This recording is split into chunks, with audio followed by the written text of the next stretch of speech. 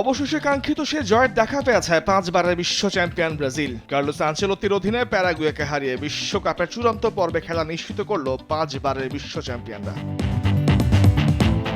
1-0 গোলের জয়ে এখন টেবিলের 6 থেকে পয়েন্ট টেবিলের 2-এ উঠে এসেছে সেলেকাওরা। ম্যাচের 44 মিনিটে এগিয়ে যায় ব্রাজিল। রাফিনিয়ার কাছ থেকে পাওয়া বলে বাইলাইন থেকে কাটব্যাক করেন কুইয়া, আর সেই বলে কোনো ভুল করেননি ভিনিসিয়াস জুনিয়র।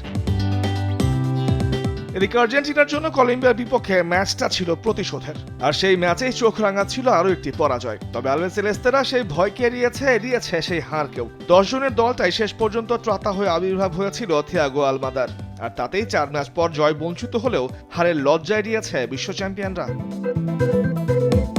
রিভার প্লেটের মাঠে গত কোপা আমেরিকার 2 ফাইনালিস্টের লড়াইয়ের 4র্থ মিনিটেই প্রথম ভালো সুযোগ পায় আর্জেন্টিনা। তবে মেসি তার ডান পায়ের বাঁকানো শট লক্ষ্যে রাখতে পারেননি।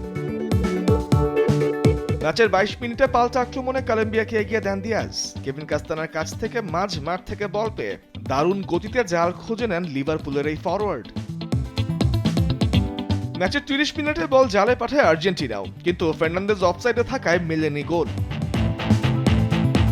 ম্যাচের 71 মিনিটে বড় ধাক্কা খায় আর্জেন্টিনা। কেভিন কস্তানোকে হেড করতে গিয়ে পা উঁচু করে শট করে বসেন ফার্নান্দেজ, আর এই আর্জেন্টিন মিডফিল্ডারকে লাল কার্ড দেখান রেফারি।